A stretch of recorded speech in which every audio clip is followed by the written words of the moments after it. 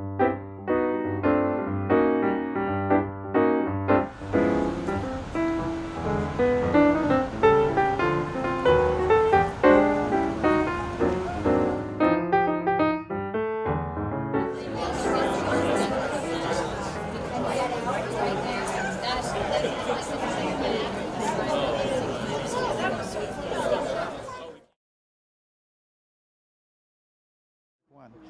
Hi, we're here with Dan's literary event, and we're with Daniel Simone. Okay, Daniel, tell us a little bit about the event today. The event today is very inspiring to many aspiring writers.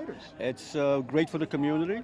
It's a lovely event for us who participate and contribute to the event itself. There were a lot of rewards. It was amazing. You know, and some of the passages you read are quite it knocked me out. Yes, I also, besides having been one of the presentators, I was also one of the judges, and I really had a great time reading all the entries that... Well, we all try to take off after, like, Hemingway and Truman. And Truman really he really exploded with In Cold Blood. In Cold Blood. And where was the party held? The black and white? At the famous Plaza. At the Plaza Hotel. But Truman Capote was my all-time favorite. Did you ever meet him? I never met him, but I happen to be a scholar of his writings. A real Southern boy. A real Southern boy, but quite witty and quite a character. But the book itself, In Cold Blood, is one of the most all-time favorites of my opinion, that is. Right. But everything's gotten homogenized now. There's not the vast area of writers to go to places and get published, right? There aren't many writers who write dramatically and at the same time descriptively. Right. And it's very, very difficult to get published for a first-time writer. As a matter of fact, it's almost an impossibility to recruit an agent. And without an agent, a publisher will not even entertain any submissions or anything. I was very fortunate because I co-wrote my first book titled The Lufthansa Heist. Wow. That's right. That was amazing. And my collaborator was the immortalized Henry Hill.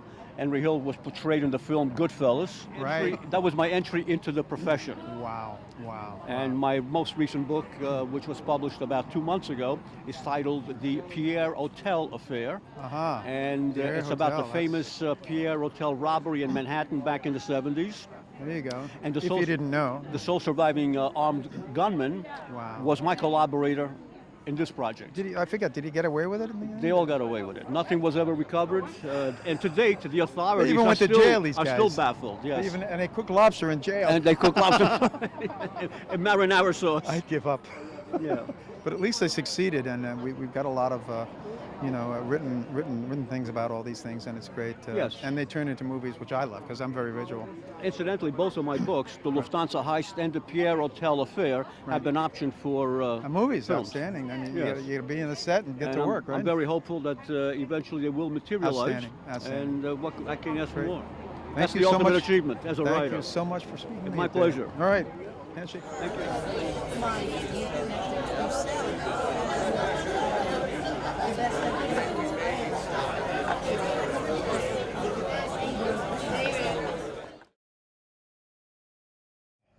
Hi, it's David Nadal Presents in the Hamptons, and we're here at Dan's literary event, and we're talking to, I guess it's the book, and who wrote the book again? Both of us. Both of you wrote it, A Speck in the Sea, and there's no question that that's the truth. Yeah. I'm a diver, and I know looking across the ocean and trying to see something, even a buoy or a head, is impossible. Speak to that.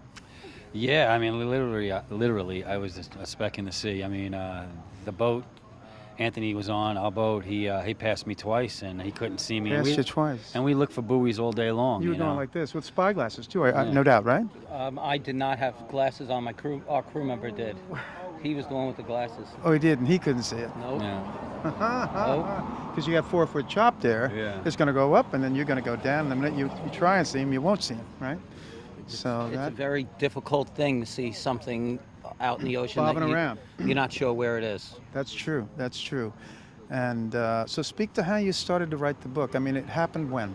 It happened July of 2013. Wow. And, we figured after so many people that were involved and it was affected by what happened to me that day, that we had to put it on paper, and we had to put it out there to Soon to be a movie, folks. Yeah, put it out there so everybody can know the real story and what how our community was affected by it. And Someone once said to me, "You don't turn your back on the sea."